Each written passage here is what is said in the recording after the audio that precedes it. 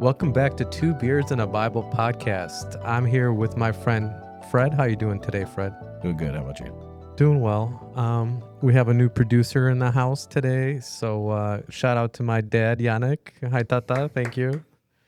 You need to flip one of the cameras around so you can. Yeah, no, we'll get him in on the podcast a little later. Is that okay? We'll do a couple questions with him, some hot fire questions, Nice. because I'm interested to know some of his opinions too. He's got really good opinions too on a lot of the things we're talking about, so it'll be interesting to hear. Yeah. So right before we started rolling, I asked, "What are we going to talk about?" And you're like, "You almost canceled again." Oh man, I didn't know you were gonna bring it up right out the gate. Well, that why not? I don't know. I don't know. I don't want to say losing the fire, but I feel like I have to keep showing up because God keeps showing up in my life. So I don't know. It's Thursday. I'm tired. I've been sick. Oh wow. Yeah, like Dana and I can't get over this like cough thing that's been going on. Yeah, you mentioned that a couple weeks ago now.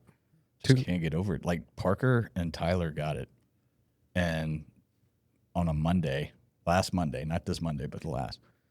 And by like Wednesday, Parker was better, and me and Dana have just been like, so That's weird. yeah. And Braxton never got it. I don't know. It was weird. So are you losing the faith in the podcast? Like just like No, like losing the drive to keep like I don't know. It's weird. No, I feel you because a couple of weeks ago or maybe a month ago, like I was losing, like I wasn't posting as much as our stuff. But then I started rewatching our old ones, and I think I mentioned to you, we were so excited for passing 500 viewers, and now we're like almost at 10,000. We're like, Really? not a big deal. Sick. Let's go. But no, it's more like I don't know what the direction that we should take, and the more I'm on Instagram, which I'm not really on it, like I might spend a total of 3 minutes a day when I get really bored just looking at it. And it seems like there's so much Christian on Christian argument and like things like that. And I'm sure that's in the comments of some of the stuff we post. And that's more exhausting. And I feel like that's more of the arguments that is out there than even the non-believers, right? Mm-hmm. Like they don't really come around that much anymore, do they? I don't know. They do. Oh, do they? Okay. Yeah. No, I still get the fair share of people like, sell those microphones, like nice. Give it to charity. Who gave these people microphones? That's always a good comment I get. Nobody gave them to you. You gotta buy them. I take it as a compliment because that means that people think these microphones are pretty good. Is how I take it, like if it's what you're selling. Yeah. But no, you have a point because I think we need It's exhausting when you feel like you don't have to do like kind of, there's a fine line between like you feel called to do something, but then the human part of you is like, oh, I got to go do this again and like subject myself to talking about things that I'm not an expert on. We've never, pretended to be experts. It's not what this is about. And then the other thing is like, I'm kind of like over social media as a whole. As you know, I got rid of all of it. I do have the Instagram, but I'm not on it. I don't post on it. I don't really do anything with it. But this like, and maybe it's not social media as a whole. Maybe it's like reels and like the creation of shorts and all this type of stuff. I'm just over the whole, like when you sent me that thing of Philip Anthony Mitchell, it was like, how much of everything that we consume is not the full story? Yeah. And like, has that doomed everything that, has been done? And I'm just kind of sick of it, And no, that's the problem with social media. It's all out of context, basically. Yeah, 1 minute is never going to tell the whole story. Yeah, exactly. And how many of the comments that we get from people is like, why didn't you mention this? But we literally did like a minute right before. Yeah, go watch the whole episode, buddy. Yeah. But like it's like a combination of all those things. And I'm just like, man, I'm tired. Like I got other things to do, other things I want to do that but it's an hour every other week. And it's really not that much to ask. So we're just getting started, young blood. Like this is, I think, it encouraged me so much because we just got a clip that got 33,000 views. Really? Like how many people? Imagine a stadium with 33,000. That's more than like basketball arenas hold these days. And then people listening to our random opinions on things. Yeah. And this is just the start. I hope so. But what I think we need to do is bring in outside voices because maybe just always having the same kind of opinions on things. And I think that's the other thing. Like how much do I have to contribute? Like that's kind of the other piece of this pie. Like we're gonna keep talking about you want to talk about day trading again today? Like, what are we? I was thinking about it. No, but it's like racking my brain trying to think about like what we're gonna talk about and things like that. Hold on a second. See, still getting over it. That's exhausting in of itself, you know. So I was kind of hoping like at some point maybe we'd put a different spin on things, and I don't know. How about this? Because yesterday I did a podcast at this doctor's office, and we were talking after the recording, because I'm doing like remote podcasts these days. A lot of people are asking for me to shoot them. Like they're literally doing open surgery on people, and they're mic'd up talking about things. It's kind of blows my mind. I only use those microphones for that one doctor now because I don't want to like cross contaminate or anything. But anyway, one of the doctors afterwards we were talking about just like politics in general, and I shared that we had this podcast, and he seemed really interested. And he's a Palestinian doctor, and he was just talking about how much overlap there is between Islam and Christianity. And I have so many questions, I think, for him, and it would be a fascinating person to get on a podcast like that. And I think that would do so well with people because there's a lot, like we're all at the end of the day brothers in God, right? They may not believe 100% in Christ, but at least they have some kind of moral fiber in their being that they're trying to attest to. Yeah. But I would love to like press him on or just ask questions about him. And I think that's how kind of what we can move forward is have like interesting people like that on the podcast. Yeah, all for it. And then there's another lady here that does a podcast, and they do study groups. And I wish you could come to these podcasts I have like all throughout the day, because God is working in the Woodlands. And it's kind of crazy. This whole life of mine now, it's kind of amazing to see who God brings into my life, because these ladies are doing Bible study classes on different Old Testament books, and they work at giant churches here at in Woods Edge, different churches here. Oh, the Church Project, like big churches in the Woodlands. They do their study guides for, and it's one of them. She's local to this other one. The other one that flies in from Oklahoma City, so she like goes really far to come here. But anyway, she does know she can remote in. That's right? What I told them today. I was like, next time an expensive podcast. But they still do study guides here once a week. So she's still like talking to hundreds of people at Woods Edge Church about the Book of Ruth they're doing right now, which is fascinating. I never listened to the Old Testament or read the Old Testament really before, and now I'm kind of opening it up to it. But one of them told me about, and it was very similar to what you mentioned on one of the podcasts about the date of Christmas and different like big dates in the Bible. And she blew my mind about something. There's like 5 dates or something. She needs to come on this podcast to talk about it, because supposedly there's 5 giant dates in the Bible that are like all wrong, and they're all leading to something. I forget how she explains it, but Christmas is one of them. The Rapture. Before we bring it up, the Rapture. No. Right on. No, but it's fascinating because she knows about the Bible way better than I think either of us. Like, I don't know anything about the Old Testament, and here she is like dropping knowledge about like Christmas and how it actually like impacts our understanding of Christianity. Yeah.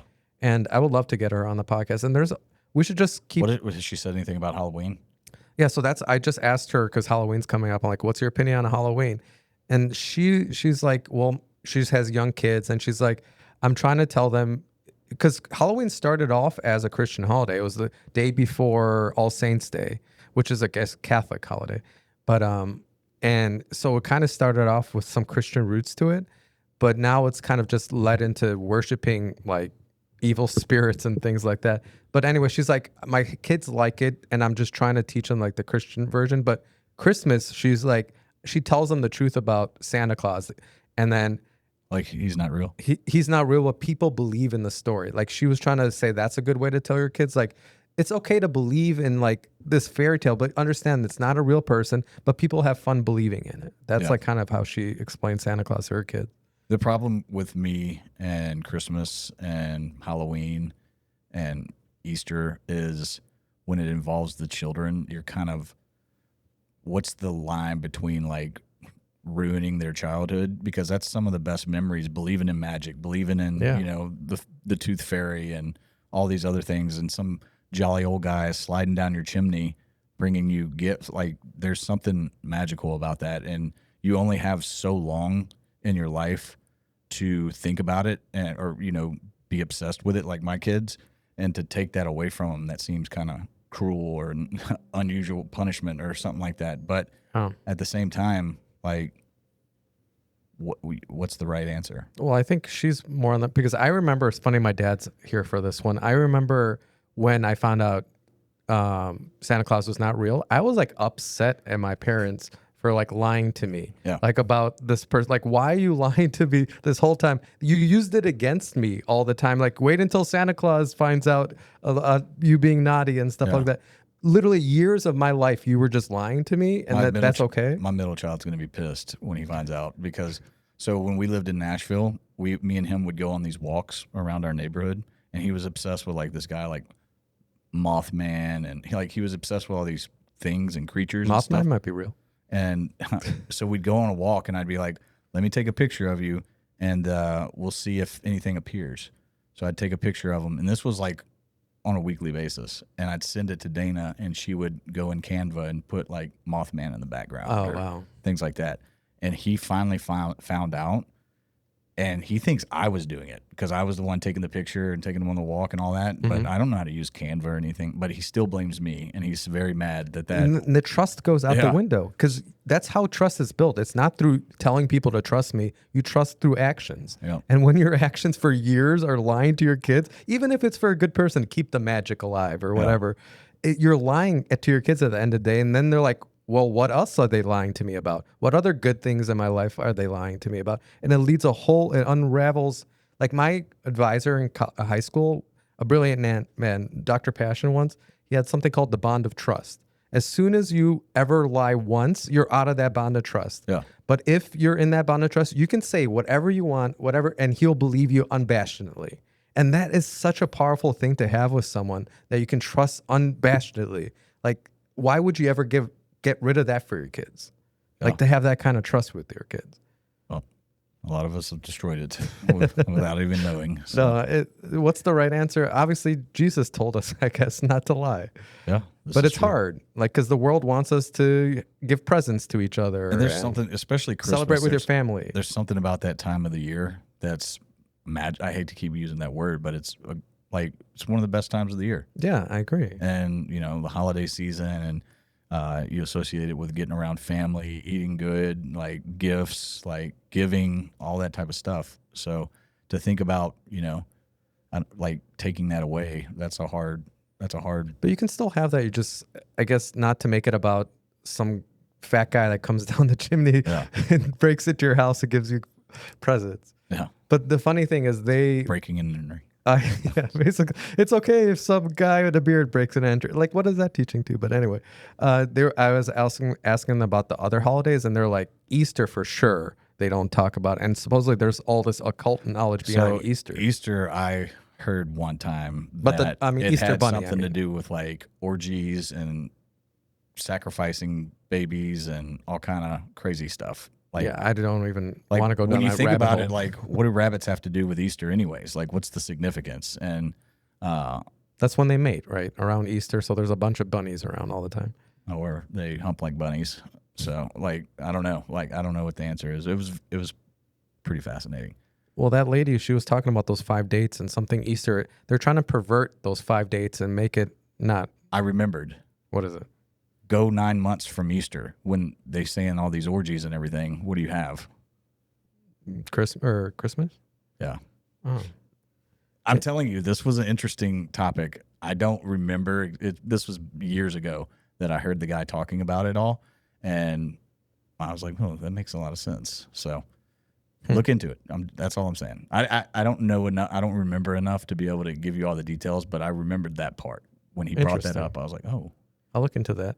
I never thought of that, but if we want to get this episode shadow banned, I got something else. Because the reason I brought that up is because we were talking about the possibility that Jesus wasn't even born December 25th. Yeah. And it could have been as early as... It's probably spring because the shepherds are out tending their fields. Exactly. Right? So, like, that was when I heard that, because I already knew that.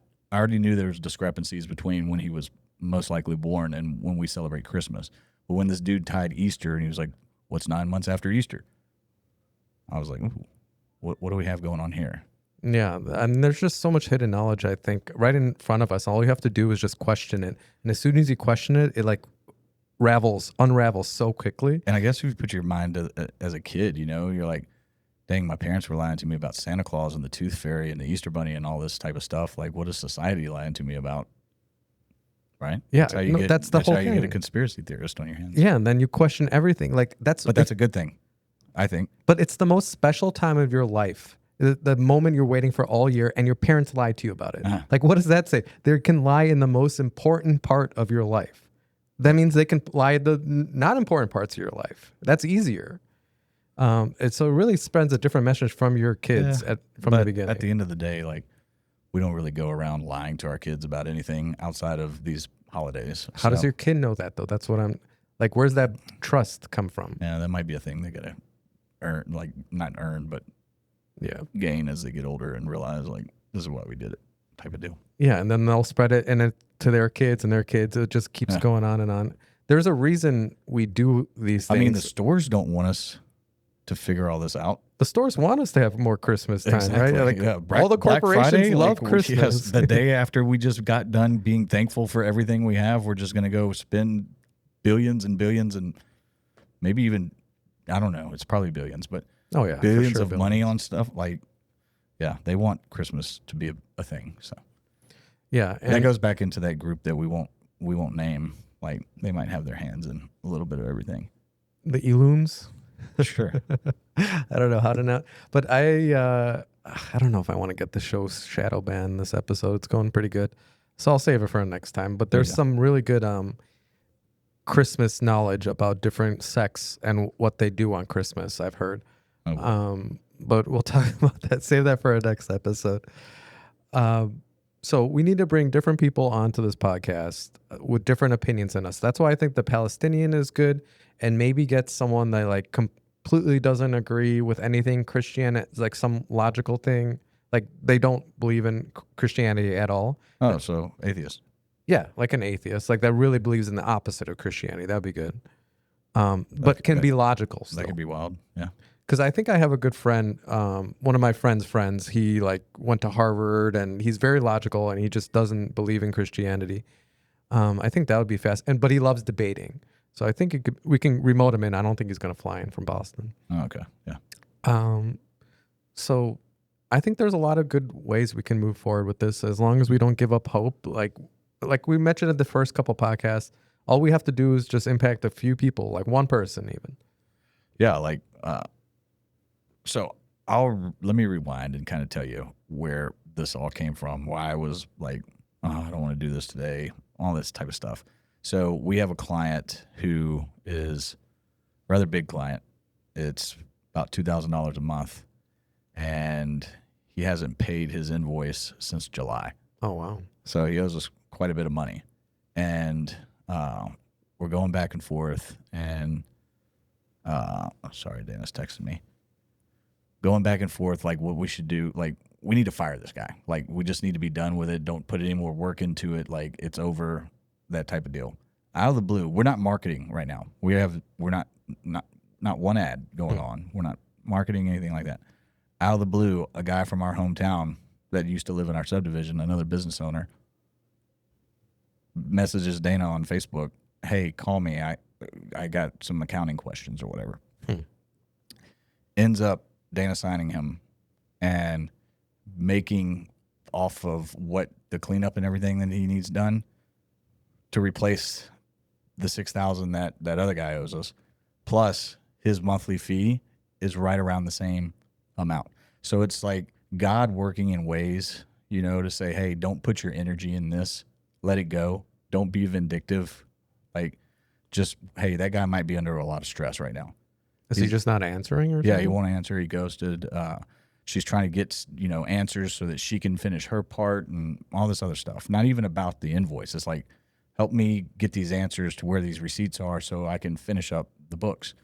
And just one thing's led to another. But she was like, oh, I could go in and I could, delete everything and whatever. Like, a lot of people would maybe do some judgment type stuff or whatever, but it was like God's way of saying, like, hey, I got y'all.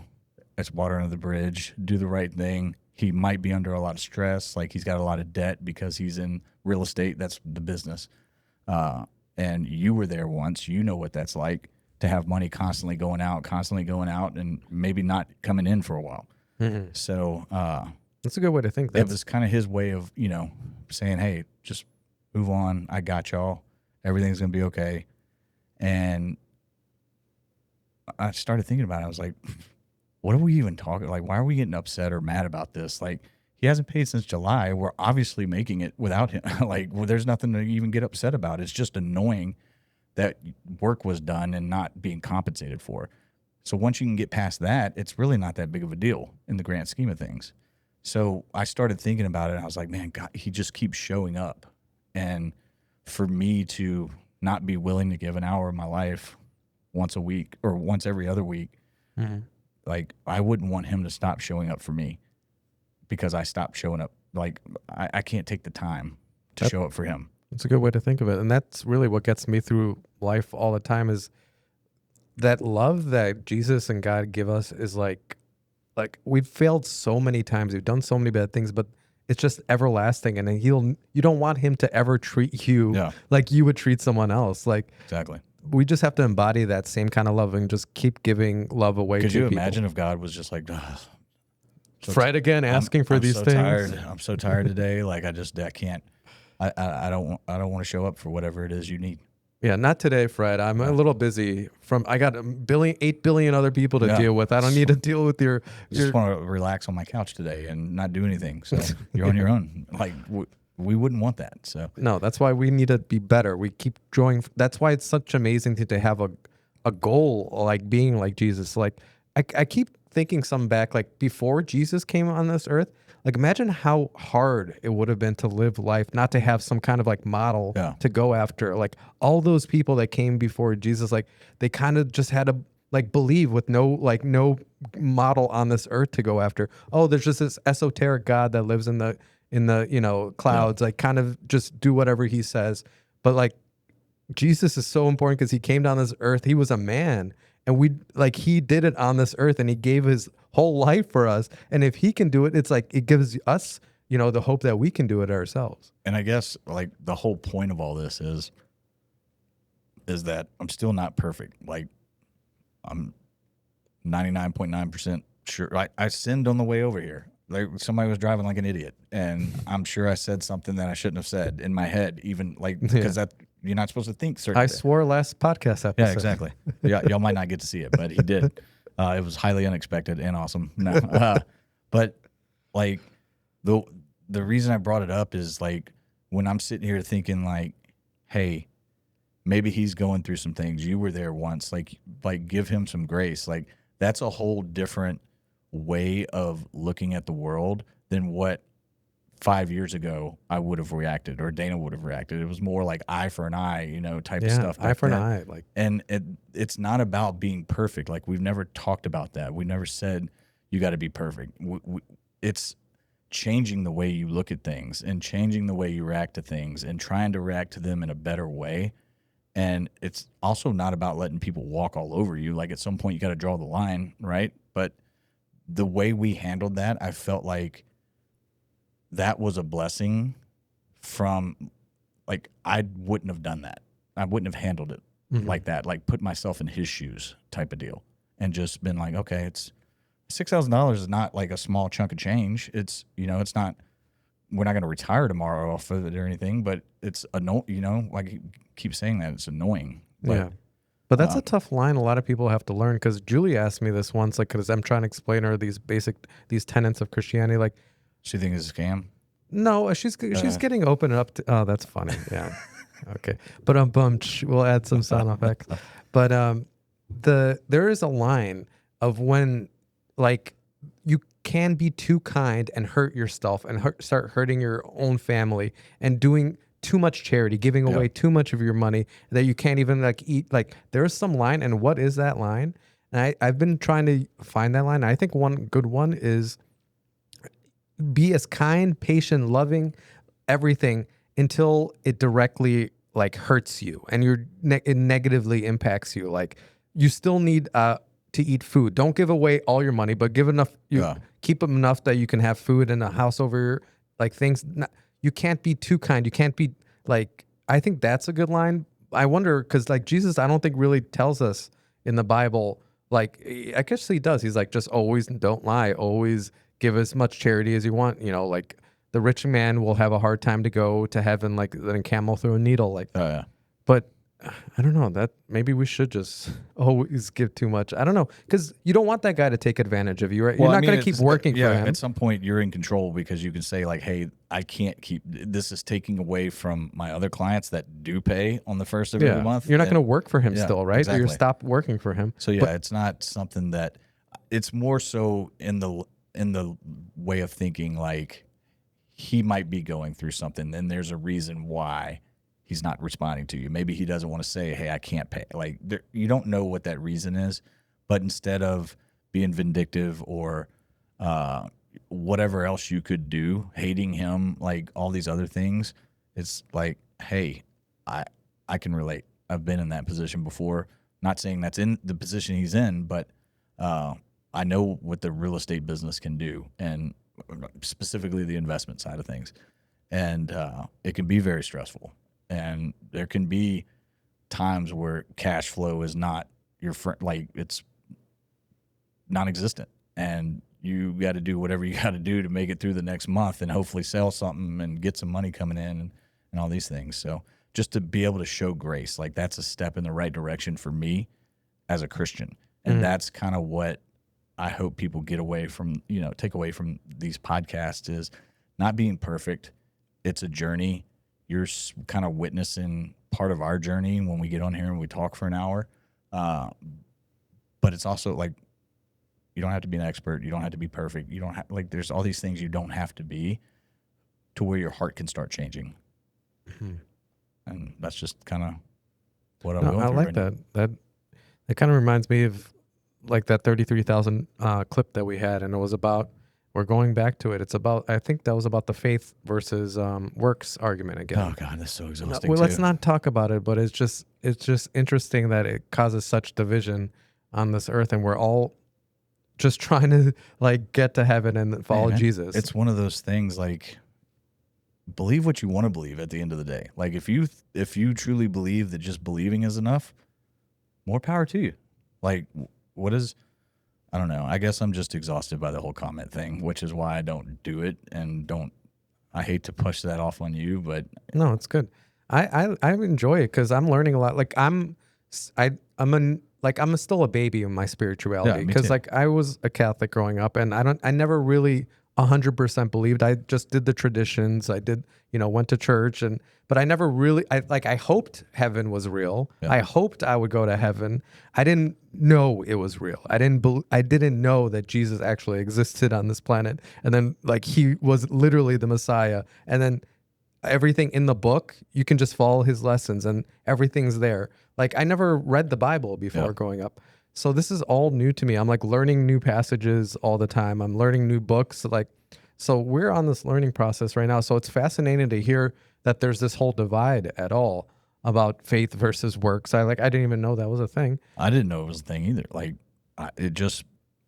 you hear enough of Philip, and it's obvious what he believes, right? He believes that believing is not enough. Like if you listen to him enough, that's kind of what that clip you sent me. That's kind of what he was talking. He's saying basically aliens could come tomorrow. Like if you're not in the right place, the Bible says the road is narrow. Yeah. Not everybody will get in. Take that for what it's worth. Yeah, but the other side of that, and I don't want to get down this, is Jesus literally said, "It's not such an exhausting argument." I know. To be like, and we're never going to answer. Then go cheat on your wife. Go steal. Go do all these things. Like, just go do it. As long as you believe, that's all that matters. Just people are really adamant that Jesus said he's the only way, no other way besides him. So that's what people really get hung up on. And then that's like nobody's talking about that. Like, why is that even being brought up? Like I think we all agree on that. Because then you get focused on the works about being a good person and being like, I got to act justly now. And then you start doing it. You create your own like reality in your mind. I'm a good person. I'm doing good things. And then you get off kilter what Jesus is. And that's why people like you, once you have that belief in Jesus, you have that connection with Jesus, the good works stem from you. But if you're focused on the doing good the whole time, then you get off that center and then you decide when you're good. Like I'm being good right now by not being honest to my kids. Like I'm being good by celebrating holidays with my kids. To me, it seems like semantics that people that don't have anything better to do than argue. I would love to argue about that stuff instead of politics, though. I don't know. Yeah. I mean, I just try to avoid argument. Let's argue again here about Philip C. Anthony, because we got a big comment. Oh, Philip Anthony Mitchell. Oh, Philip. Let's argue here about Philip Anthony Mitchell, because on TikTok, one of our videos did really well, and it was about you saying how you love Philip Anthony Mitchell. And everything I've heard from him, he is really good. He talks about the word the whole time. Yeah, he's really adamant about things. Like you really want to listen when he's talking, and which is cool. Serious. And he's like, this isn't a time for joke. Like this isn't. I'm serious when I'm up here. Mm-hmm. Like, and we had a commenter, and she's very adamant about this, as she used to love him until he started talking about the rapture. And now I guess that's a big divide of the Christian community, that there's something called the pre-tribulation rapture that a lot of people believe in. And I guess he's one of them, that before the tribulation happens, before like the 7 years, before Jesus comes down, some people are going to be raised up and sent to heaven before Jesus comes down. And that's not in any passage in the Bible. Like there's some hints that his saints will come up and stuff like that, but it all comes from. But have you actually heard him say this? I sent you the clip where he said that. But I didn't take away that's what he was saying. Like I didn't get the same, and that's part of my whole, like, you're not getting the whole context out of a 30-second clip. Yeah, but the fact that he said there's going to be a rapture, then there's going to be tribulation. So he didn't make like a big moment in his, and that's the only example I could find.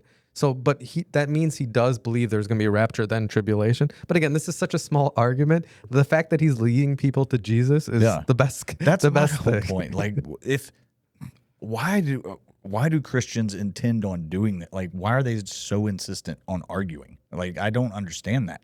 You know, like he's doing more than 99.9% of y'all, right? Yeah. He's leading more people than he's got a huge following. He's doing it for the right reasons. Right? There's so many, the prosperity gospel people out there, like tithe and you'll get blessed and all this other stuff. And that's not what he doesn't do all that type of stuff. If you relate to him and you relate to the way that his style and all that, be good with that. Right? And if he says something that's, I don't know, off the wall or whatever you think it is, then that's up to you. Like, is that worth not listening to him anymore? No, as long as he brings people to Jesus, I'm a fan of him. But I do understand the concern too, because there's some demons use anything they can to corrupt us, and they can just take one false belief. And this is why that whole debate comes down to the Schofield Bible. Have you heard about that? Yes. I think, yeah. So some guy back in the day, he created a commentary in the 60s, I believe, created a commentary, and that's where the rapture comes in from, a lot of things that are not biblical, and then everyone believes it. And if you look into the funding of who funded the Schofields, it wasn't Christians. It was a group of other people that shall not be named. You know what else Philip Anthony Mitchell does? What? He calls God by his actual name. You want to talk about that? Yeah, let's talk about it. No, I'm saying, TikTok girl. Does she want to mention that? Like, she wants to talk about what he does. Well, the she TikTok doesn't agree girl, with. I got to look it up because she called God some other name I've never heard of. I have to look up on my cell phone because it wasn't even Yahweh. It was like Ba something. I was like, he's like, in Jesus' name, and then some name. I was like, I got to look that up. I wonder what she's talking about. So she, I think, was talking about some names, but yeah. I guess that's my point, is like how nitpicky do we want to be, right? Like, I don't know. But it is kind of crazy that in the 60s, a different religious group funded some guy to try to get people off Christian message. Like, in the 60s. Well, I mean, that's not any crazier than what's going on today. I've sent you multiple clips of like this unbelievable stuff going on in churches with the alphabet type stuff, right? Well, that's crazy, yeah. Like it's the modern day, what you're talking about. Yeah, that's true. Yeah. But yeah, that's right. But in the 60s, there was a thing called the Second Great Awakening. And there was a big one in the early 1900s and then a second one in the 60s. You know that song, Jesus is just all right with me. Jesus is just all right. Oh, yeah. came from the revival in the 60s and 70s in California. So many people came to Jesus then, and that's not in the history books. It's hard to find information about that Great Awakening. You wouldn't know millions of people started going to church during that time span. Popular culture people started believing in Jesus. Just like right now, I think we're in a third Great Awakening because like Justin Bieber is coming to God. Kanye Again? West came to God. Oh, Justin Bieber probably needs more God because I think he like started doing something. No, he's good. Like all his songs have great messages now. It's not like baby, baby, baby. It's like, where are you, God? He did he did some stuff with Kanye. When Kanye was going through his whole Christian thing. They're both. There's so many people coming to them, and it's encouraging. Like we should start we shouldn't start arguing about these things. Maybe is the whole point until we start getting more people to believe in Christianity and Jesus. Like then we can argue about the minutia of the details, and then we can get to the real crux of the issues. It's like, I don't know. The arguing part is like just a rush to be right or something. I don't know. Like, and at the end of the day, nobody's going to be like, when are you going to find out if you're right or not? Mm-hmm. When it's too late? Yeah, because it's tough because you believe what you believe and I'll believe what I believe. And like, let's just agree together that, hey, as long as we're heading the right path. Yeah. There's no. I believe in that. Because when you start arguing amongst each other, how is that going to drive the non-believer to what you believe? Yeah, we really need to get the non-believers on board. And that's basically what the founding fathers did. They're like, let's stop arguing about Christianity, sex, and just all agree that we believe in one God. I don't want to go back to the works too much, but when you listen to Philip Anthony Mitchell, he says, I feel worse for the believers than the non-believers. And he's talking about the believers who think just believing is mental agreement, because he said it hundreds of times. They're going to wake up one day and they're going to hear, depart from me, I never knew you. So think about those two parts, right? Depart from me, I never knew you, and the path is narrow. The road is narrow. What does that suggest to you? Like, not that's what he's saying. To devil's advocate here, it means that it's really hard to believe. Like, it's super hard to actually 100% believe that Jesus is real and he's our only way to God. Because some people can just say, I believe in Jesus, but then just keep going to church, but they never live off the life and they never have those good works. But that means they don't really believe in Jesus. They hope Jesus is real. Yeah. So the guy that believes and goes to church on Sunday and drops $20 in the offering, and does he really believe, though? By Tuesday night, he's at the strip club or something. Yeah, like, or watching porn, or cheating on his spouse, or whatever. Yeah, beating his wife, or whatever that scenario is. Getting wasted at the bar like whatever that scenario is. And let me rephrase that. A lot of those things I didn't do, but I did have the alcohol problem, and I was at a bar by myself. Early on in my marriage when I struggled and all these other things. I was there. I was doing that. I don't think that version of me would have gotten to heaven. Like, I don't. No, it wouldn't, because you probably didn't really believe. And it wasn't until you started believing in Jesus Christ that you stopped drinking. I was a check-the-box Christian. Yeah, and I think 99% of people are. They do the things, just go to church, like even really hope God is real. They really hope I'm going to get to heaven. I really hope so, because I've been such a good person. But that doesn't get us there. It's that 100% belief that Jesus Christ died for us, and he exists, and he's the Son of God. Seeking a relationship with him. Yeah, you need to seek that relationship. But that's a good point, because it takes work to believe. No, I'm just saying, to say the first thing to say, I believe in Jesus Christ, isn't that work? Yes, but also putting the time in to have a relationship with him is work.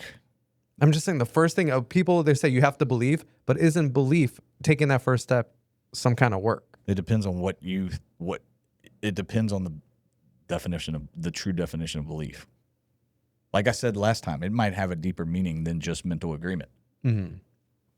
I don't know the answer to that. Well, leading kind of into that, I heard a really good simile about Christianity, that Christianity is a lot like a SEC football game. You'll like this one. Sweet. I think LSU lost though last week. Oh gosh. That's not for that. But it's a lot. The Christianity New Age Christianity these days is a lot like a SEC football game because there's hundreds of thousands of people cheering on a few people on the field giving it their all, where it should be the whole field, everyone watching giving it their all, not just watching some 12 people giving every single they have on the field every Sunday, giving everything. It should be everyone in the stands giving it and being participants in that game. Yep. That's what real Christianity is. It shouldn't be like the SEC version. But it's never going to get there when you have, I hate to keep going back to it, but when all this argument type stuff is going on and like that's so pointless and dumb. And what are we accomplishing? Yeah. Right? Like, how does that make anybody want to join the movement and be part of the 100,000 that's participating? Right? Like, it doesn't. It's like, y'all can't even agree on what y'all believe. Why should I believe in your mythical figure? Like, that's what you hear all the time. Mm-hmm.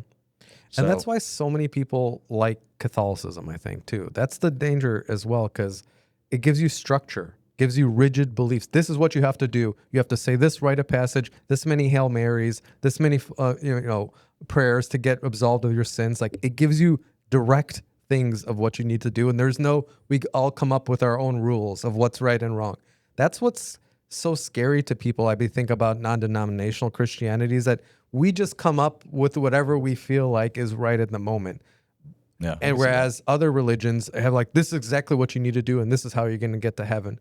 But that's the difference between faith versus works at the end of the day, because Catholicism is all about the works. You have to do these things and believe in a God, and you'll get into heaven. True. Whereas we're fundamentally saying there has to be a connection with Jesus Christ first and foremost. None of your good works will ever get you to heaven. Yeah. So it's a tricky situation. I don't know if we'll have the answer to it. I guess my whole point of view has ever been, do you want to be on the wrong side of that? Do you want to be wrong? Are you willing to risk being wrong? That's what each person has to ask themselves. And at the end of the day, just like I am okay risking 20 cents on a trade to make 20 cents, like that's a risk that I'm willing to take. Are you willing to take that risk that when you close your eyes for the last time and wake up, you're going to hear, "Well done, my good and faithful servant," or "Depart from me, I never knew you." But everyone has like an inverted version, because I just watched a TikTok last week about a Catholic person saying, "What do you have to lose? Like you just have to believe in Mary. That doesn't cost you anything. Like what if that's the way you talk to Jesus is through Mary? Like what do you have to lose?" But like at the other thing, it literally says in the Bible, "Do not worship any other idols besides me." So you could possibly lose heaven there. So both sides think they're right. And that's why we can't decide this for ourselves. We're not the arbiters of truth. Jesus is. So if we can just get everyone back to just reading the word, talk about Jesus and himself, and agree that Jesus is the way, we can all get along. Like the founding fathers, like that was the whole reason of the First Amendment. It wasn't to protect atheism and like Buddhism and different religions. It's to get people to all Catholics, Christians, Quakers, Lutherans, all to put away their differences and build a society based on God. Like they never thought that atheism would get so strong, I think, too, which is a whole different, like the fact that the First Amendment's getting used to like promote atheism now, I wonder what their opinions on that would be. Well, I don't know. That's a good point. Yeah.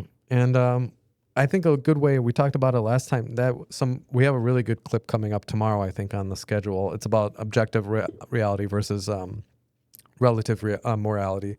And that's really important because, like I just mentioned before, we don't come up with what's right and wrong. And like we just have to understand that as a society, that we got to stop pretending that we know what's right. We don't come up with what makes a good person. Like that's already decided by God. And like going to your example about like drinking by yourself, I think every alcoholic, the first time they go to a bar by themselves, they inherently know they're not doing something right. They've crossed the 100%. Threshold. And there's like so many different thoughts like that go through your mind. Like if this happens while I'm here, then maybe it leads to the, like, you know what I mean? Like it's so, I don't know. But I'm just trying to say, in the bottom of your heart, you know you're doing something wrong. Yeah. And it's not because you came up with that system. Inherently, there is a truth. if you start drinking by yourself at a bar, you're going to find enjoyment in that. And you're going to go down that hill. You're going to try to even find more enjoyment drinking by yourself. Then you're going to start drinking double shots by yourself. Then you're going to, it keeps getting worse and worse. And so that kind of proves God there by itself, because even the people getting furthest away from God know when they're moving away from God. Unless you've never taken the time to even think twice about it, which is what a lot of people. But don't you think even if you're atheist or something, and you go drink by yourself the first time, you should I be doing this? I guess why I'm so hung up on it is because I was a believer 5 years ago, 10 years ago, and I was a terrible person, a terrible person. The person that I just said would not have gotten into heaven, right? So I'm just sitting here and I'm looking at the difference between how I used to be and how I am now, and it's taken work, right? Yeah. We hate to say that word, but it's taken a lot of work, and I'm still not anywhere close to where I need to be, and I continue to fail on a daily basis. But there's a different passion that's been placed in my soul to stay close and to get closer and to walk the right line and to do all these other things. And to me, there's a huge difference between the two, right? I was that guy at the bar doing things that I shouldn't be doing, drinking and driving. The difference between me and a felon is I never got caught. That's the truth. Yeah. Anybody that's drinking, drink and drove or whatever you call it. Probably 50% of America too. Yeah, the only difference is you never got caught between being a felon. Yeah. Right? So I was doing those things, but in my mind, I was like, well, I'm a believer, so I'm good. I'm in. Right? Yeah. I'll go to church on Sunday. I'll be fine. Go to church and not have a clue what they're even talking about, because my head's thinking about the football game at noon, or, what are we eating after this? And, oh, gosh, here comes the offering plate. Let me get up and go to the bathroom real quick. That person didn't offer a lot. The next to me, they must be sinning. Just thinking back on all that and just thinking about the two differences in people, it's I think, unfortunately, a lot of people fall into that trap, and that's my worry with believing is enough. No, I see your concern, but I'm always going to stress the thing is because the moment that you changed and started believing in Jesus, that's when you started thinking about working. And that when you started actually worrying about your works and doing good things. It wasn't until you had that revelation, that moment of clarity, that belief, then that's when things change. And if you look at the Acts of the Apostles, but it's I the think same it's thing. called work for a reason, right? It's not, hey, Jesus, take the wheel. He's got this. It still takes work from resisting temptation, right? When you're home alone and that feeling comes over you, instead of busting out the phone and going to the porn site, you resist it. Mm-hmm. Instead of going to the bar where you don't have any business being, you go home to your wife and kids. Yeah. That takes No, it definitely does take work, but I think maybe the whole difference is people. But it's not just Jesus on cruise. But you need that Jesus thing. Yes, 100%. Okay, so I think I agree. We've solved the issue for everyone, humanity. I disagree with that. We have not, and we will not. I don't think ever solve that. Because it just takes both. Argue. Then, you need somebody's going to argue. You need the belief, and then the belief creates the works. It's simple.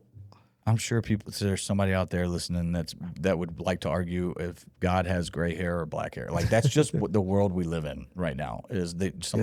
People just want to argue, and instead of coming together and saying, hey, how can we all come together and drive as many people to Jesus, we'd rather argue in comments and things like that. It's crazy to me. Yeah, no, we should really be focused like the SEC players on the field about winning the football game instead of just cheering on our side. I mean, and I don't know. I don't want to go back to the Philip Anthony Mitchell thing. That's exhausting too. But I don't know enough about the Rapture, honestly, either. I don't either. But like I said, who cares if he said aliens could come tomorrow, right? In the grand scheme of things, if he believes in aliens, what's the big difference between him believing in that and him? Because I think that line in the Revelations that at the end days, many will be fooled by a fake Messiah. So a lot of people think there's going to be a fake alien invasion, and they're going to call the second coming of Jesus Christ, and many people are going to believe that fake Messiah that's going to promise rapture, basically, to them. I gotcha. So like they're going to get deceived in the final moment where you're really at the end of the world. Like finally Jesus is here. You get to the first Messiah. Guys, come here. Like you're going to get tempted by that. And it's in the book of Revelation that that's going to happen. But if you listen to him talk, he is very big against false prophet. Like he's aware. No, like I just don't see him being like that head in the sand type. Well, I think a lot of people have to understand, even if you believe so much, and maybe this is going to cause me flack now, like you might not get to heaven because you'll get tempted off the righteous path. Like you had belief, but then you have a belief in some false god that you still think is really Jesus. Like in the end days, you're going to believe in that fake Messiah. You're going to still think you're on the righteous path, but you're believing in the a fake Messiah. So you're going to get off kilter if you don't have that belief the whole time. What if he's like another part of me? Like, what if when he's saying the end times? What if he's talking to like you individually, right? Not like the world coming to an end and all this other stuff. Like that, he could be speaking in a different way, right? Not he could be speaking metaphorically, right? Like your time is coming up. The end times are near. Like, yeah, they're near because our lives are so short in the grand scheme of things. Mm-hmm. So I don't know. Like, I hate to judge the guy. No, I don't want to judge. I know you like him a lot. I don't want to say anything bad. Like, the way he speaks is amazing. Like, I can't stop listening. Anytime I listen to him, like, he's got a really captivating way to talk.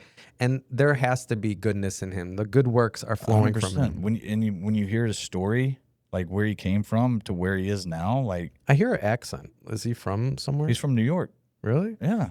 I hear like a incarcerated type guy, like drug dealer. Like a West African accent though. No, I think maybe there's some. There's a lot of Jamaican type stuff in New York. Okay. Maybe something along those lines, but he was one of those guys back in the day, drug dealing, drinking, taking advantage of women, all that type of stuff. Everything that, we think of when you think of bad person, like he was it, right? Mm-hmm. Shooting, robbing, all that type of stuff. It's amazing that you can get off that. Yeah. Exactly. Yeah. And for somebody to, nitpick something that he said or something that he might personally believe, like I don't know. Because he's not leading people in the wrong way. Ephesians 6:11, I think. I'm going to be quoting scripture now. Wow, I never thought I could do that. Oh boy. But it talks about putting on your armor. Edit this. Yeah, what if it's not right? Put on your armor of all God, and then includes the book. Includes, all these different armors you're supposed to put on that keeps you away from Satan. I think at the end of the day, that's what people just want you to put on.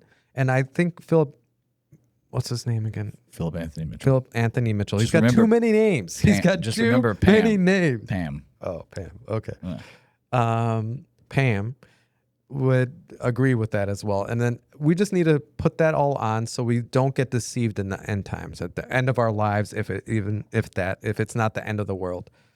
Because Satan's trying every single, like the stronger this revival gets, the stronger this awakening gets, the more tricks they're going to throw at us. Agreed. So do you want to talk about trading now or? Oh, I think like I had the revelation the other day that God does not want me to get other people interested in trading. Like, yeah, I think he gave you a loud message with me. Yeah, exactly. Like, I might have been thinking about that, and I was like, dang, I probably should have never even mentioned anything to him. It's when you show me that monthly plan with all those green days, I was like, I need that. Yeah. I mean, it's one of those things like the idea is the right idea. I just don't know if trading is the vehicle, right? The roadmap is right. I agree with that. Trading is too risky for the majority of people. And with me and my, I have a gambler's tendency. Me too. That gets me in That's a lot what got of me trouble. in trouble. Yeah. And if I have that, what do other people have? And I would hate to encourage somebody and they put everything they have into this and it not work out. And because for more people than not, it won't work out. Yeah. That's just the facts. And we're lucky that we have enough to, like, that could have been a big issue for me if, like, I put all my life savings in that. That would have been really traumatizing. Yep. And I mean, it's a big chunk of money to play in. I also told you, don't. Did you? Oh yeah. No, I told you something along the lines of, don't risk a lot of money at first. Yeah, and I like, didn't. Yeah. Take it slow. I might have said trade in the sim for a while. I did, and I kept making money in the sim. It was like unstoppable in the sim. Everybody's unstoppable in the sim, unfortunately. It's because of the emotional aspect of money. And in the sim, it doesn't matter if you lose today. You can reset tomorrow at the same exact spot. So, but I have hopefully I'm trying to create a new system too, and maybe together we can create something better that takes the emotion out of it. And that's what I kind of want to do. I really want to create a business in real time where people can see it and see it grow. And that's kind of what I was working on before I came here, and why I was saying I was going to be running late. The Airbnb thing's been on my mind for a while, and I don't have any interest. Oh, by the way, I got a house in the top 1% of Airbnb. Nice, congrats. Perfect 5-star ratings. So like Charles. Yeah, so, nice. Pretty proud That's of awesome. that. So I don't want to. That takes work. Yes, takes work, not just belief that you can do it. But anyways, I don't want to host other people's stuff and deal with, like, I don't like dealing with guests and issues and all that type of stuff. But it's been on my mind a lot lately to, because I actually set my mom up with an Airbnb, and I did it all for her, and so she had somebody managing it, and was charging her 30%, and I was like, I can, if you can answer a text message or an email, you can do this on your own and save 20 or 30%. So I did that for her. I set her up, and now she's saving 30% a month. This month she just hit $5,000. So what's 30% of $5,000? That's a lot of money that's back in her pocket. Yeah. And all she's having to do is most of it's automated. Oh, $1,500. Yeah. Majority of it's automated, and I increased the revenue on it for her because the previous guy had it one price the whole 365 days out of the year. It's $233 a night. Now we're getting upwards of $350. Yeah, you got to do those holidays. Yeah, and like peak weekends, I don't. So, it's been on my mind to maybe kind of be disruptive, because right now everybody's trying to host Airbnbs and all that type of stuff. And what if I could show people how to do their own? For the people out there that want to save 20 or 30%, and they realize, like, hey, most of this is automated and blah, blah, blah, blah, blah. So that's what I was working on. I just think that it would be cool if people could see us or see somebody, do this remote thing in real time and build it and grow it and realize, like, there's not enough time in the day. And if God, comes first, how do we stop letting life put God last? Right? No, it's a tremendous mission. I remember when you first came to my old studio and talked about it. It's gonna happen. You're building on it. There's gonna be downfalls, but it's gonna happen. Yeah. I just realized, like, I can trade. I don't have to go preach that to everybody else that they should do it. There's something else out there that I can do that can, inspire other people to say, hey, you know what? I have this skill. I don't need to go sit in traffic an hour a day to commute to this job that makes me miserable. Like, let me go out on my own and do my own thing. Like Dana doing the bookkeeping thing. She's got an international bookkeeping company from this skill that she went to college for, and just never put two and two together. Like, you know what? I think I could create an international bookkeeping company. It's scary for a lot of people. And work from anywhere in the world and have time. Like, even if you don't recapture a ton of time, maybe you recapture that commute that you don't no longer have to make. And that's time that you could spend on your faith, your fitness, your family, all those type of things. I'm just so against the grind and the hustle culture and all, it's exhausting. I don't want to spend my life doing that. I have somebody in my life, I'm not going to name names, but total prick during his working years. Like, miserable person. I didn't even want to be around him. Mm. Retired. Can't get enough of hanging out with him now. Like, his job made him that miserable. And my grandfather worked until he was 65, and he died at 65. Yeah, you didn't even know What do we do? Like, why are we working so much to retire one day, and all our best years have gone by with the hopes of, hey, we can, enjoy 10 years of life. Mm-hmm. But I think you're not going to be able to create like one system that works for everyone. No. Like, everybody's got different skills, and some of them can be remote, and it's not for everyone. It's not. At the end of the day, society can't have everyone working from home, right? We need people out, fixing roads and doing plumbing and all these other things. But for the people out there who, they're like, hey, I think there's more to life than being miserable. Amen. And washing it down with alcohol and, forgetting to pray because I'm so busy running from here to there and making sure everybody gets where they need to be and all this other stuff. Like, and that's probably 99% of people too. That was me. Yeah. And I was I owned my own business, and I was still miserable and still didn't have time for God. Yeah. It's incredible. But that would be a great mission. The fact that we're just speaking it right now, hopefully someone takes that chance, because it takes guts. And I think at the end of the day, it just takes belief. And Jesus doesn't want you to be a slave to, PepsiCo or whoever you're working for at that day. Like, you should be free to live your life. Like, when Jesus went to the fishermen, he didn't say, keep fishing. He was like, take your nets and follow me. Yeah. That's what he said. Like, he could have just been like, oh, this is how you fish better, improve your fishing efficiency. No, you go back to the root, which is Jesus, and he will provide, and then you'll find your path that you need to do. So if we can just direct people towards that, then I think the works. Yeah, because you never know when that person's out there is, they went to school for, I don't know, graphic design or something, right? That's 100% you can do that remotely. You don't have to go work for this corporation and be in their office from 9 to 5 and commute and all these other things. Like, I can't get away from the commute thing because we live in like one of probably the 4 most congested cities in America. Like, I look at I-45 and I'm just like, how do people do this? Like, when I have to bring my mom to get her shot in her eye, we leave an hour and a half before the appointment just so we can make it, and we're stuck in traffic the whole way to get into downtown Houston or the medical center. Yeah, that's great. And it's just, I know it's people that are on their way to work, and I'm just like, this is no way. Like, there's a better way. Yeah.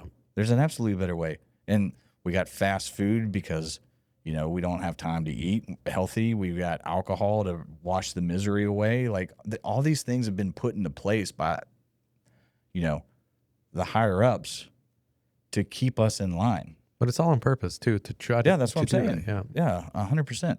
So, like, you never know when that one person has, a skill that can be remote. And it's not like you don't have to work hard type of thing. Like, I can't tell you how many nights, there's been up till 2 or 3 o'clock in the morning working on the business. Like, it's not, hey, work from home so you can work less type of deal. Mm-hmm. But at some point, just like with any other business, you get it to a point where you don't have to work as much. You have somebody that's working for you. Like, there's so many high margin, and that's the other thing. Like, especially with us having, this bookkeeping business, and I can't tell you how many people are working ungodly amount of hours to net or to gross ungodly amounts of money to net hardly anything. Yeah. People just look at the gross numbers like, I'm making millions of dollars. Oh yeah, $6 million, and I'm netting 100,000 this year. Like, what are we talking about? Like, why? Mm. Well, number one, you want too much stuff, most likely. So you think like, hey, I got to scale because the more I scale my business. That's the number one thing that hurts a lot of businesses. Yeah. They want to scale instead of focus on That's what you always products. hear is like, scale. You got to scale. You got to scale. I teach you how to scale. Well, if you construct your business the right way, and you focus on high margins and you get your life in order to where you like, I don't need a lot of stuff. I don't want a lot of stuff. I'm not going to be trapped to the marketing engine that's out there. And every time I turn on Facebook or the TV or whatever, I'm being marketed to nonstop. Oh, I need this, right? It all costs money at the end of the day. And the next thing you know, you're exchanging your time for that new car payment or that new house payment or that vacation. And that's how you get so far away from living the life I think God wants us to live. Amen. I have no... Because at some point you got to trade your time for what? Money to pay for it. It's everything to get off of that foundation. Like they'll just throw everything, and you might be successful the rest of your life. You might even net, $250,000, $500,000, but you won't have time for your kids. You won't have time for anything. 100%. You won't have time for God. Yeah. So, and that's the ultimate victory that the devil has for us. Agreed. Tata, can we ask you some questions? Yeah. Welcome to the podcast, Jan Krinsky. Is that how you like? Jan Krinsky, is the better, yeah. Yeah. So this is my father. My whole life, he's been my father. Chociaż jak byłem mały, to nazywany mnie Jasiu. Wow. Well, let's stick to English, though, because most of our audience is in English. Oh, wow, I forgot. English. Oh, English is my second language. Sometimes Third language, I think, right? What? Third or fourth language. You had Russian, Polish, Italian. Italian. Yeah. German, right, in Austria? Yeah, I can talk, yeah. No, but your English is good for fourth, fifth language. English is good enough, yeah? Yeah. For something, but not for conversation, that's the problem. I can understand a lot of things. I can talk few sentences, but it's so difficult to do, big conversation with someone. I just listened to your conversation with your friend, and I just got one question to you guys, because you're always talking about Jesus, but not God. Why? Because God is Jesus. Yeah, but you always just only use one word, Jesus. Because Jesus is the only way we can get to God. Okay. Do you believe in that? Yeah, of course. It's one... yeah, you're right. Jesus is one way to go to God. The only way, because only one way. He came to this earth. And okay. That's what we kind of mentioned before, that we're so lucky that he lived on this earth because he is man. So it's something material on this earth that existed. I understand, but I'm Catholic. Mm-hmm. Okay, and we believe in God is in God, Spirit, and God. Yeah, three persons. The Trinity, yeah. Yeah. But you Christians believe the same that or not? Yeah, of course. Oh, yeah? Yeah. Wow. Do you believe in that? Yeah, but I just thinking on your conversation. Father, Son, Holy Spirit. Yeah, exactly. But when I just listen to you, I just thinking you just only got one God, is Jesus. Mm-hmm. But it's not, yeah? It's good because, Well, the Catholics have a lot of different gods. They have Mary. Mary is God? You pray to Mary, right? Yeah, but she's not God. But why do you pray to her then? Because she's mother of God, like we just got in, in our But it's not one of those three. Bible. Oh, geez. Don't make me confused with everything, okay? I'm just very simple guy. I believe in God. It's most important for everyone, believe in God. It's simple. When you believe in God, you do a lot of good things. I'm honest. I try to be honest. When you just talk about Christmas time, Santa Claus, this is like it's also, I think, not bad idea to do like we are doing for you, because Santa Claus was bishop, yeah? Santa Claus is bishop. Was he a bishop? Santa Claus, yeah. I don't know about that history. Why are you just calling Santa Claus? Claus was bishop, of course he was bishop, and bring some good things for poor people. And we believe just now when he's also with us, he traveled to us and just give you good things, food and other things which you like it. And when you use, See, I think it would be great. And what's the wrong with that when we just lie a little, it's not... Why do you think lying a little is okay? No, sometimes lying a little is okay. Yeah, in my opinion, yeah. So you came up with that, right? No, sometimes sometimes it's, when you be, let's say, in hospital, when you be in some sad guy, and what, and when he's sad, and he did something wrong. What you say? So you doing something wrong? Well, don't do it again. Maybe sometimes better you just, oh yeah, you're right. You're just doing something wrong, but okay, some blah, blah, blah. Sometimes a little lie is not bad, I think. But who created that? Who created? What do you mean? Who created it to say that sometimes a lie is okay, a little lie is okay? Who came up with that? What do you mean? Where did you get that? Like, because God, you Holy think- Spirit, Jesus says But we never don't- to lie. So who came up with it's okay to lie sometimes? Jesus said never to lie. Yeah, it's the commandment, one of the commandments. Oh, the one in the commandment. Yeah, of course. Yeah, that's what. Just as the reason I go into confession, I said, "Oh, sorry, God, I little to lie, and I be better." And yeah, it's better. Yeah, but God, you see, God, this is confession for that. When you just, say something wrong or do some lie, a little lie, you go to confession, go, oh, it's not bad. It's nothing wrong with you. The small things, it's fine. This is confession, yeah? And he said, okay, don't do it again. And I tried to not do again. But Christmas coming again for 12 months, and I lie again. And what, I have to go again to but he said, oh, my son, I like my son because, I just tell him Santa Claus is coming, but it's not true, blah, blah, blah. This is confession. Yeah, you're right. We have to go confession and we get some lie or do something wrong. We just go and God say, don't do again, or no, sorry. Yeah, he can do it, yeah, like that. Yeah, so God is God. we just have a difference of opinion. God is God. You have to believe in God. This is most important. Yeah. This is worth it when you're on the earth. Just came here to be better, be good. God watching you, help you when He wants to help you. Okay, we came to earth to bring kids on the earth, show them right way to go to the heaven in the future.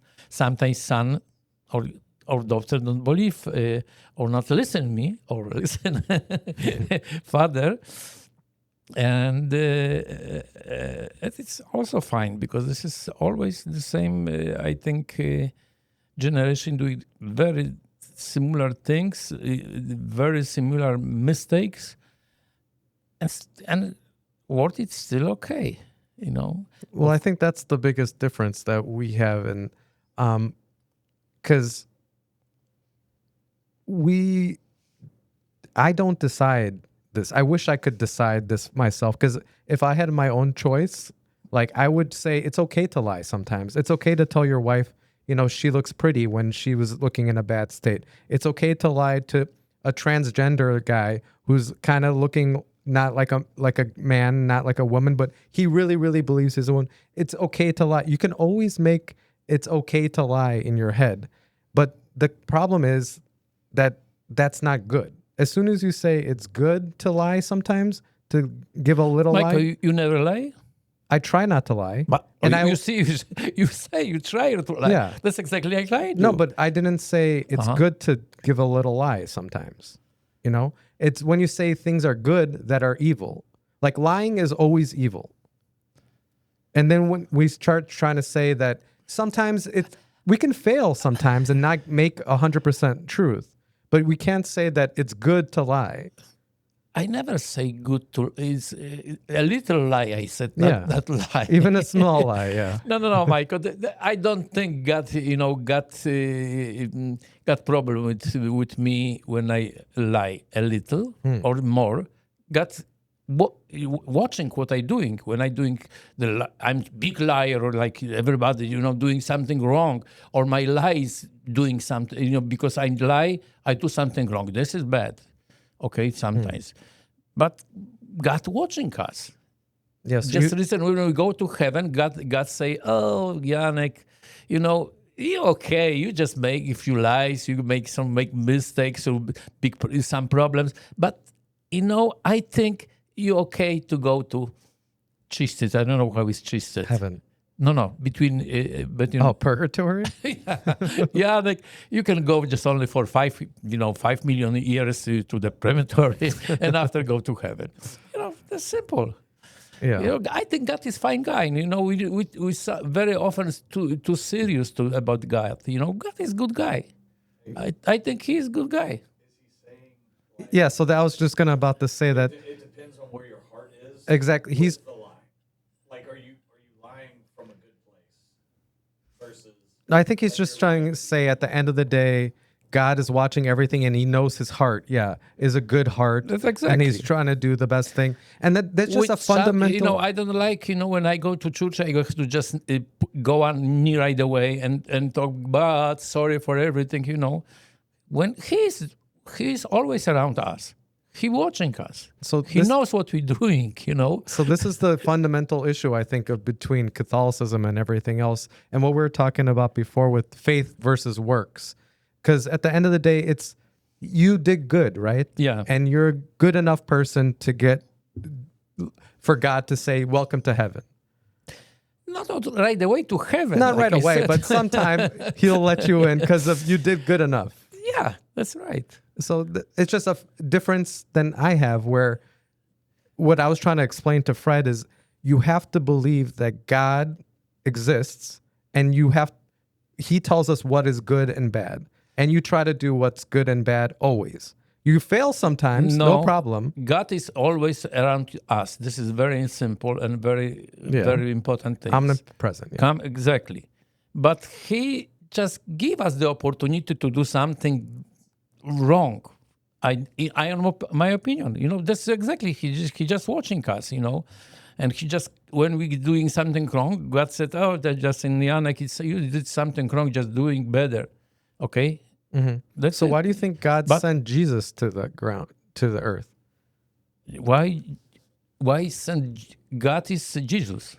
I know, but why did he send his son to help maybe the much worse people than me? But they thought they're good. They're Jewish people. They're good. To show them, way to do God. They not believe, but some of people, Jewish people, believe in God, believe in Jesus anyway. Jesus was Jewish, Well, there's controversy about that. Okay, was Muslim, maybe, I don't know. Someone there, okay. But some people not believe him.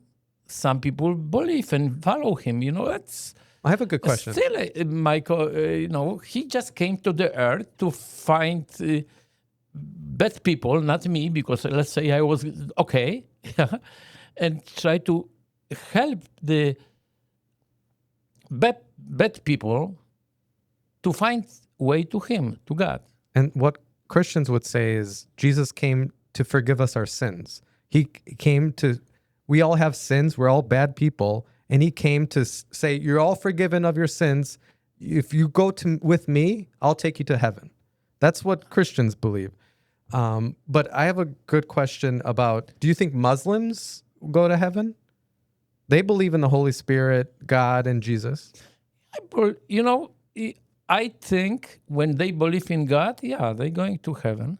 Okay. Why not? But they're bad people, of course not. But that's like we. No, like the best Muslim. They got good Muslim, they got bad Muslim. And of course, when they believe in God, I think they go to heaven. But they don't believe Jesus was the Savior. Yeah. But they'll still get to heaven? Right. Yeah. Interesting. Because they believe in God. Yeah, but they don't believe that Jesus was the Savior. I understand what you say, yeah. That's interesting. I don't have any problem with that. I don't have any problem when they got belief in God, they can go to heaven, yeah. How about we have some people on this podcast, they are witches. They believe in Jesus, they believe in God, but they also believe in witchcraft and doing spells and things like that. But they're good people. Do you think they'll get to heaven? I don't know about that. I don't know what you're talking about. I have to just... Well, I'm just trying to see where your line is, if there's any line. They believe what? They believe that you can like pray to all the different people, like from Buddhists, from the different religions, and they'll do things for them too. You know, some people they believe. I know they believe something different, but believe in Jesus also. Yeah, they say we don't pray to the devil. That's their line. They're like, we don't pray to the devil because we know when you pray to the devil, he will do bad things. We only pray to everything else. So they pray to like the trees, or they pray to like Buddha, or like the old Syrian gods. Also in Jesus. Yeah, they believe in Jesus. They think if you pray to Jesus, he's really good at protecting certain things. Like Jesus is a good protector. When you need protections, you pray to Jesus. But you can also pray to, the old Syrian gods. What's the problem when they pray to tree? What's the problem? I'm just saying, that's all fine. When they pray to tree and tree is created by God also, maybe it's God, in the tree. No, I don't see any problem with that. Yeah, so they'll get to heaven and everything too. When they believe they're good people. When they believe in God and they're good people, and they believe also in Jesus, like you said, and no, I don't see any problem with that. Well, so that's, I think, a real big difference with just Christianity. Between father and son. Yeah. Good. Well, this is something, because we're so much different, Michael. I never thinking about that. Because here, let me try to explain. Because I don't come up with this. I'm not the one who came up with this theory. Like, I didn't come up with how you get to heaven. It's in the Bible. It says it in the Bible. Okay. But Bible... You, on the other hand, you are coming up with when it's okay or good, or when God will let you go to heaven. Like, it depends. You decide the conditions that people come into. But you just ask me, when someone believes with something and believe also in Jesus, they good or not? I think they good. Yeah. Well, I said if they believe, Jesus is our savior and he's our vehicle to get to heaven, only through Jesus can we get to heaven. Like, they don't, like Muslims believe Jesus was a prophet, but he wasn't our savior for God. Yeah. But they still, in my opinion, they still maybe, I think when they believe in God, even Jewish, when believe in God, even the person who just pray to tree and also believe in God, everyone they go to heaven when they good. Yeah. So I don't want to get too much in this, but it's just Catholic, interesting. I'm born in Catholic, and I'm just doing with everything with it. For example, a Catholic church, it's good, but it's too sad for me. You should come to my church. It's very happy. Yeah, I like when people are happy, because they came to church, to God. They supposed to be happy. Yeah, but I agree sometimes with they're that. too sad. I don't like it. No, I agree with that for sure. Yeah.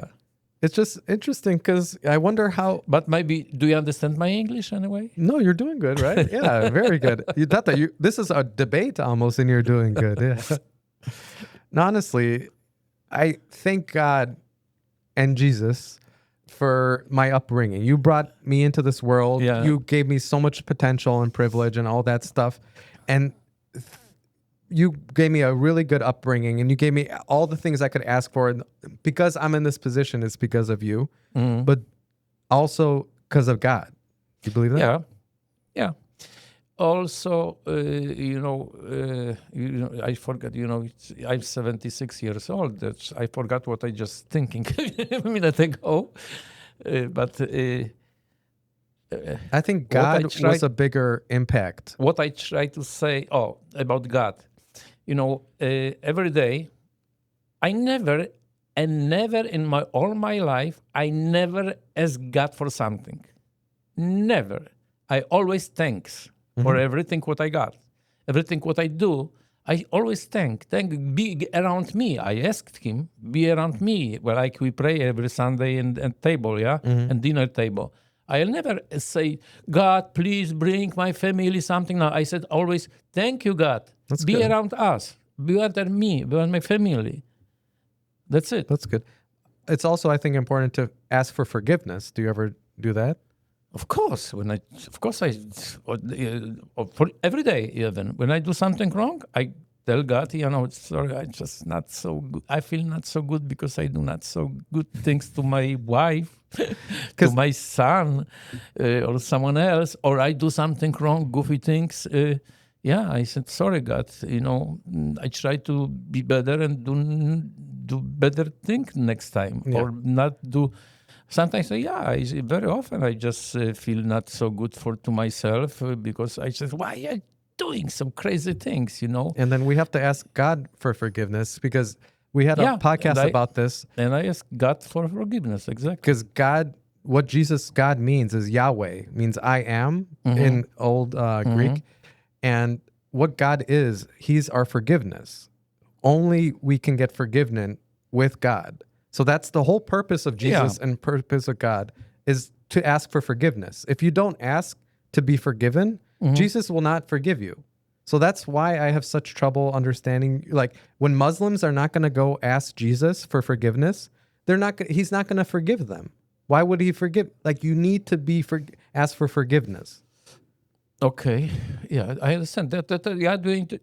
You're right. You're right. So that's my whole point with asking for forgiveness. And being right and wrong and understanding when you're doing evil or sin. Like it's in the book that tells us what to do, what is good and bad, like lying. And then sometimes we're going to lie sometimes. Sometimes, we'll drink too much when we go out. Sometimes, we'll say something bad to each other. But we have to understand that that's bad and then ask for forgiveness. Okay. So that when we start inventing in our God head, always forgive us. If you ask everything? for it, always. Always? Yes. Okay, but when some guy is bad all his life and came to end of his life and he said, God, I was doing do so many things bad. And God, what? Well, forgive him. Forgive him? If you believe in Jesus Christ and ask for forgiveness, he will. No, because in our Catholic Church, sometimes priests don't give you, jak się nazywa, rozgrzeszenie? Great forgiveness. Yeah. Oh wow. See, I don't think. Of course. I don't when think you a just priest doing has very that. bad. Of course, when you very bad, when you kill someone. Yeah. And you go to confession. Of course, he never give you forgiveness from priest. I used to think that too, but Jesus was. That means God not forgive you. So Jesus was on the cross with two other people. Yeah. And one of them was a very bad person. He stole his whole life and killed. And did maybe not kill, no. Maybe not kill, but stole his whole life. Okay. Yeah, a bad person. Bad, yeah. And he never did anything good until the last second. And he asked for forgiveness to Jesus. He said, Lord, I believe in you. You are my way. And Jesus said, I'll see you in heaven. That's right. But God knows what he did wrong. Of course he knows. But God is God. He asked for forgiveness and believed in Jesus. But God knows what he did wrong with his life. But what does that have to do with it? Maybe he not kill nobody. He not doing some small things or bad things, but not bad. And he just said, stealing is bad. Like how many people did he hurt in his life before? But God, imagine being in heaven with a stealer. This is like weight. Okay, when going weight down means scale. On scale. Yeah, you see scale. Okay, where God knows what he did, his life and the cross, and he's he's not doing so many things, I believe. But he did bad the whole time. But you don't know what he did. He stole. That's what it says. Yeah, it's he's try to. I don't see any problem. God said, it's not a big deal. Go to czyśćce. Jak się nazywa czyśćce? To confession or to purgatory. Purgatory. But that's not a Christian thing. That's a Catholic thing. But God knows, okay, he just go straight to heaven, go to another place and, for hard work for thousand of years. And after the 1,000 years, God just now we can go to heaven. Yeah. Simple. It's because we got so milliard of years live in heaven, okay? He got a lot of times. Infinity even. Infinity. You see infinity even. No, exactly. Believe, yeah. It's like a good... Fred told me about this, and I think it was interesting. When you watch a good movie or a good Barcelona game, do you want it to end? Yeah, you're right. Do you ever want it to end? No. Yeah, that's what heaven is. Lewandowski, even when playing, I like the most. Yeah, see? Just now he's Szczęsny also in Barcelona. Yeah. Another good guy. You know, someone told me, the Palestinian I was talking about, big Polish soccer fan in the 70s, and I didn't even know about it. He was talking about I forget his name now, but supposedly he was bigger than Lewandowski. He went to the World Cup. Do you remember his name? Lato, I think. I forget his name. What years? In the 70s, I believe. Yeah, Lato. Everybody knows Lato in Brazil. Artur something. No, he was from Poland. Yeah, Lato was also a Polish guy. Oh. What country he was? Poland. In 70s was very good soccer team, very good Polish team. Yeah, they went to the Final Four or something, right? They've been in the third place in World Cup, and also in Olympic game they got gold or silver. It was Artur something. Smolarek is Artur Smolarek. Maybe Smolarek. In 70, yeah. Mm-hmm, mm-hmm. Yeah, I had no idea. But I think when you go to Brazil, they remember Lato, Polish guy who just scored for the Brazil. I mean, he got 3 scores to Brazil. Brazil lost to Poland 5-1, I think. Oh wow. Yeah. All right, Tata. Well, hopefully this was interesting for people because I just interviewed my father, who we come from different beliefs now, but originally we come from God. But we can agree with that. Yeah, but I just listened to your previous friend conversation, and I just, it's something because I also do trading, but I'm not so strong with trading, but this is like for excitement. Sometimes you have to do something, you know. It's like gambling. That's what he was talking about. Exactly. It feels good when you get. But has to be just be very careful with everything. Like in the life, always careful when you do something. You have to be careful. Yeah. Well, maybe he can teach you some tricks on how to trade. Yeah. Don't learn from me. Do not learn from me. 76 years old guy don't want any lesson, you know. Can't teach an old dog new tricks. I'm more clever than everyone. No. Of course, I always advise. Looking for advice. No problem to listen. All right. Well, thanks for your time. Thanks for asking questions. And until next time, please like, subscribe, and leave us comments of what you'd like to talk about next. Have a good one, everyone.